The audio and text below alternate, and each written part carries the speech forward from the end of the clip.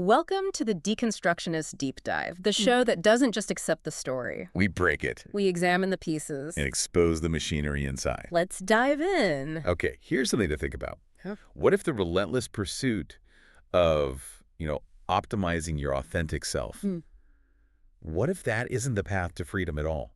What if it's actually the most advanced form of psychological imprisonment ever designed? Wow. That's a heavy question. But it's exactly what we're wrestling with today, isn't it? We've been digging deep into this philosophy Right?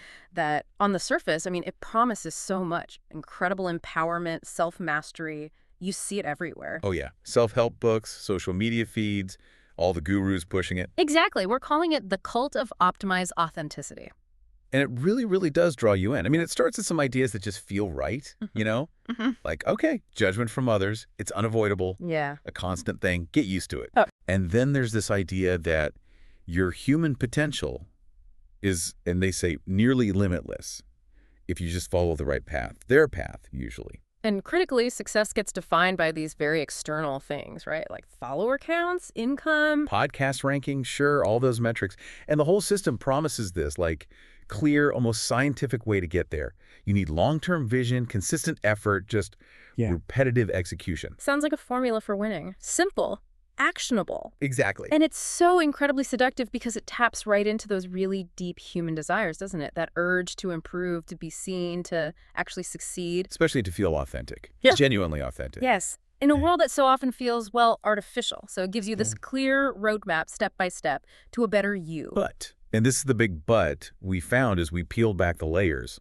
those foundations, they're built on some, let's say, questionable ground. Right. We want to really show you how this seemingly liberating path can actually become a very, very sophisticated trap. So let's jump right into the first major deception we pinpointed. This is kind of the economic engine driving the whole thing. It often gets phrased something like this. I'm paraphrasing from the sources here. The key to success is adding as much value to others' lives as possible Okay. without asking for anything in return. And that sounds so noble, doesn't it? So selfless. Totally. It resonates with our best intentions. We're kind of taught that generosity, putting good out there, it will come back to you. It feels like this pathway to abundance. It definitely has that vibe, that high vibration, good karma feel. But here's the logical flaw, the hook. This isn't really pure generosity. It's what we're calling a covert contract. It's a contract, meaning It's an unstated expectation. Yeah. There's this hidden premise that if you just give and give and give, the system, the universe, the market will reciprocate. Yeah. You're operating under this unwritten agreement, expecting a return. But the other party, or the system, never actually signed it. They aren't necessarily aware or bound by it. Precisely. Think of it like a kind of prosperity gospel, but for the modern secular age. Your hard work and your selfless giving aren't just for some spiritual reward later on.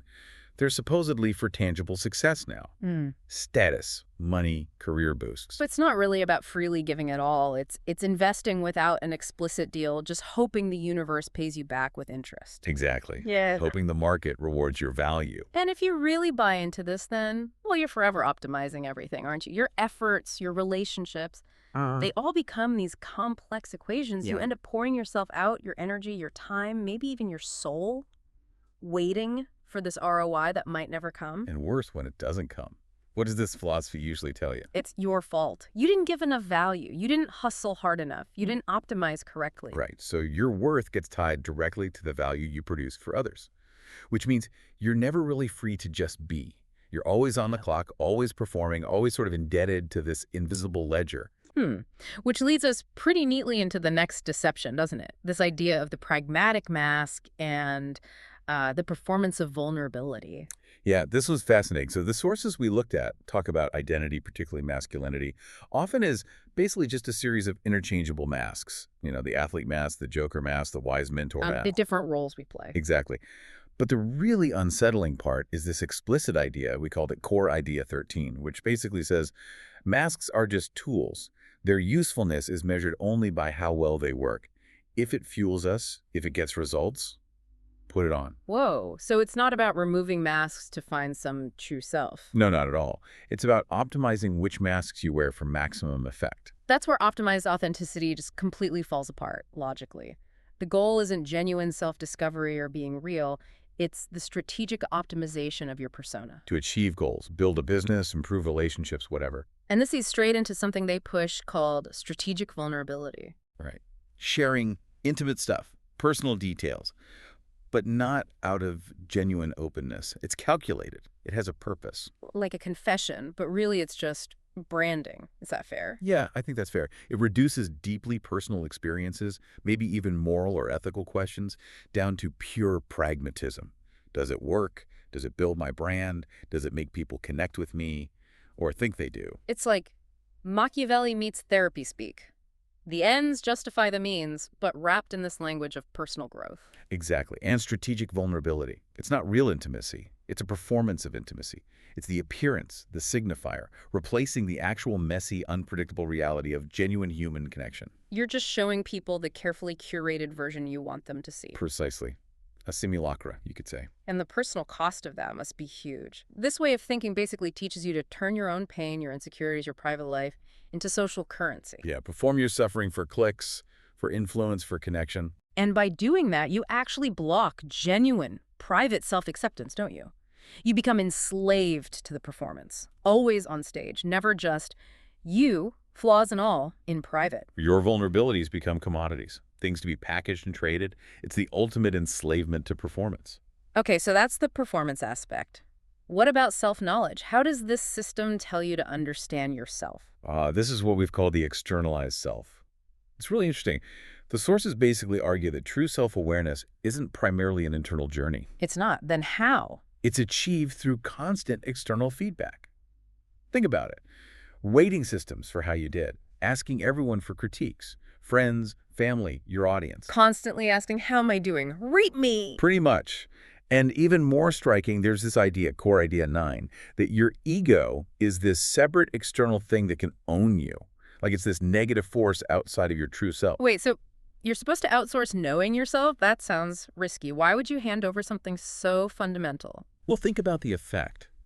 It creates this profound dependency, right? Okay. Your sense of self becomes totally contingent on how others see you, on their ratings, their feedback. You're constantly checking the scoreboard of other people's opinions. Instead of developing your own internal compass, your own self-trust. Yeah. This whole philosophy basically whispers in your ear, you can't trust yourself. You can't know yourself without my system, without external validation. So you outsource your selfhood to coaches, gurus, audiences, rating systems. Which keeps you perpetually dependent on them. It stops you from ever building that core internal confidence that comes from just knowing and trusting yourself. Right. And notice how they frame the ego. In a lot of psychology, the ego is a necessary mediator, right, between your inner world and outer reality. Yeah. But here, it's the enemy, something that owns you. So they create an enemy. That their system can help you fight. It cleverly shifts the power. Instead of you developing self-awareness, you become dependent on them to manage these external perceptions, this ego they've defined for you. And the freedom lens on this. This deception convinces you that you're fundamentally broken, that you need their system, their guru, their feedback loop to even know who you are. You're forever seeking report cards. Never truly free to just trust your gut, your own inner voice. You're trapped in a cycle they created. Okay, that's quite a mechanism. Now, there was another point, a revealing sort of ideological flaw you found, something about gender. Yes, exactly. A kind of benevolent sexism, almost hidden in plain sight. One of the core ideas we identified, core idea 19, basically defines women in these archetypal terms. They're incredible humans who possess this natural, inherent capacity for love and support. A capacity that men supposedly just lack. That's the implication, yeah. This sounds familiar, doesn't it? It's not exactly a new idea. It echoes things like the Victorian angel in the house trope. Exactly, confining women to these nurturing roles because they're supposedly just inherently better at it, more pure, more emotional. Which puts this massive unfair burden on women, right? To be the emotional saviors, the unpaid therapists, the ones who have to fix or civilize the men. It's a huge burden. And it's based on essentialism, this idea that men are like this and women are like that innately and forever. Which is a comforting fantasy for some, maybe. Especially for men. It kind of excuses them from the really hard work of emotional self-development, doesn't it? Absolutely. It's much easier to think, oh, well, emotional maturity, deep connection. That's just a feminine trait I don't have. Yeah. Rather than seeing it as a skill, you can and absolutely should cultivate yourself. It avoids responsibility, and it Yeah. flies in the face of so much modern thinking about identity being fluid constructed. Right. Thinkers like Simone de Beauvoir, one is not born but rather becomes a woman. Yeah. Or Donna Haraway, rejecting essentialist categories altogether. This philosophy reinforces very traditional, limiting roles, just with a slightly softer, maybe more enlightened-sounding justification.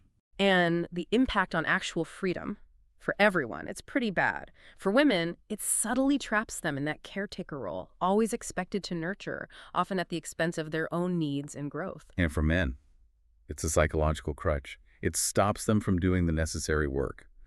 True emotional development is hard, and this gives an easy out.